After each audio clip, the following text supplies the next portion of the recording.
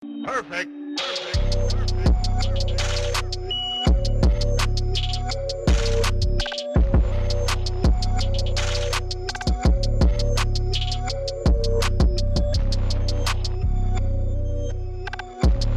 What's up, guys? I'm Haley the Horrornaut, and this is a very special episode because it's going to be the only episode that I ever speak about the Jeepers Creepers franchise ever in this entire life, history, future of this podcast. We will never speak about Jeepers Creepers ever again, and I'm about to explain to you guys exactly the reason why, and I'm sure y'all will agree. So if you're a horror fan, you have probably already heard the name Victor Salva. Victor Salva is the director of the Jeepers Creepers franchise. That's 1, 2, and 3. What's interesting and special about this director is that he is actually a convicted pedophile. And what's even crazier about this is in 1988, his first feature film, Clown House, he had 2 teenage stars in it. One was 12 years old and the other was 13. I think. Well, during the filming of this movie, he was doing inappropriate things with this lead actor, and later on we found out that he was in possession of like multiple counts of child pornography and all this stuff involving this child actor. Actually, you can still view that movie, which I still think is really fucked up, online. So multiple years pass, and here goes Victor Salva creating Jeepers Creepers, which ends up being a super huge, blow up franchise. Meanwhile, nobody knows that this guy is literally fresh out of prison for molesting a child. Yeah. So now when you go back and watch the Jeepers Creepers movie, there is tons of references to boys and teenagers, and it really makes that part of the movie where the creeper is humping the high school bus a little more fucked, I guess. Yeah, and what's even crazier about Victor Salva is not only did he create the Jeepers Creepers franchise, but I want to say 3 to 4 years after this whole scandal went on, he actually got signed by Disney to do a movie with Jeff Goldblum. This guy is literally still out here making money, making movies, and none of this is being talked about.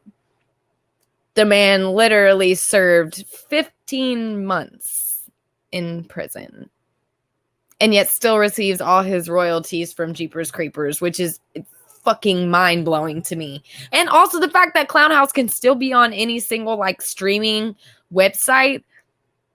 I don't like the idea of that. In any way that I can get this message out that Victor Salva is a piece of shit, I'm going to do it. Okay, and I knew I would already dedicate at least a short episode on just telling you guys like what this dude is actually about, and I was honestly shocked to find this out because I literally didn't even know this was a thing until a couple months ago. And this scandal has been out for like 30 years now, and I'm just now hearing about this. I'm embarrassed. And honestly, that's something we need to do as a unit of people that watch horror movies. The sexual exploitation and all those things that are just kind of sprinkled in horror movies. We got to pay attention to that shit and not support or spend money on movies where directors like this can literally do the worst thing you can do in your entire life and still make money off of it. There's no punishment. There's no reprimanding anything for Victor. And that's really fucking sad as a horror viewer to know that these movies are still in circulation. He's still making money and the man is still walking free. That's crazy. But honestly, after kind of diving into that, I'm really interested on like how many other directors and actors like have a scandal behind them that we just don't know about. So I think what I want to do after like kind of doing this little like episode, I want to dive into like all the scandals in movies and stuff. Maybe like do an episode on like the shitty directors too, because he's not the only one that I've heard crazy things about. Not necessarily like child molestation or pornography or anything like that, but I've definitely heard some fucked up stories about directors. So I kind of want to dive into that because I just had that episode about women in horror and how it should be empowering.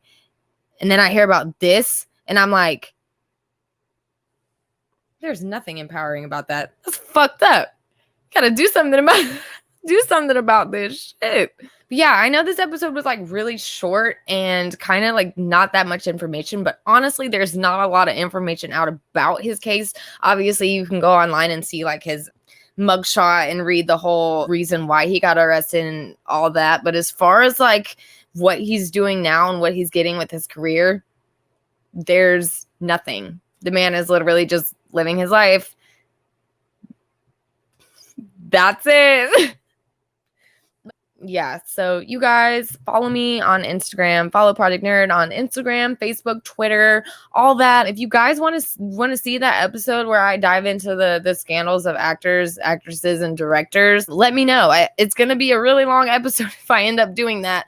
But if you guys are wanting to see something a little bit longer, let me know. I will definitely do some like heavy research about that because I thought it was super interesting that we literally just let this slip through the cracks and still consider this one of the not classic, but one of the bigger franchises in horror altogether. So like I said, like, subscribe, let me know, follow Project Nerd, and I will see you guys next week.